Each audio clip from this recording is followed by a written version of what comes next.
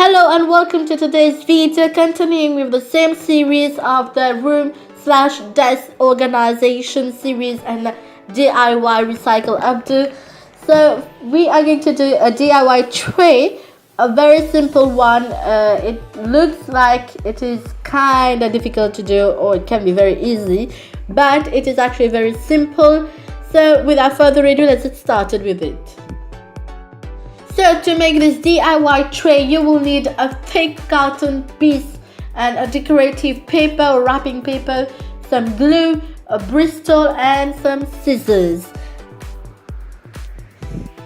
It is very simple. You need to start by cutting half a circle on the carton piece, then wrap it up with a decorative or wrapping paper.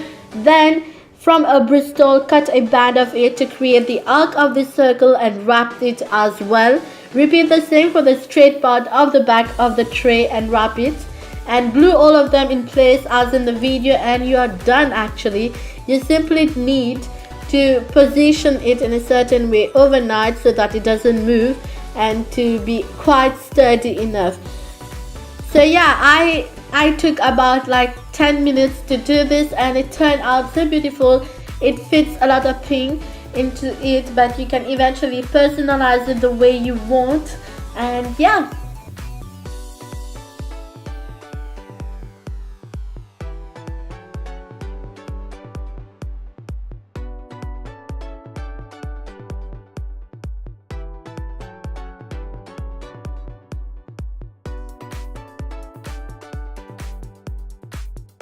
so that was the DIY tray with paper. I hope you guys enjoyed it. If you did, please give us a big thumbs up and comment down below what you want to see next, and if you're going to try this out.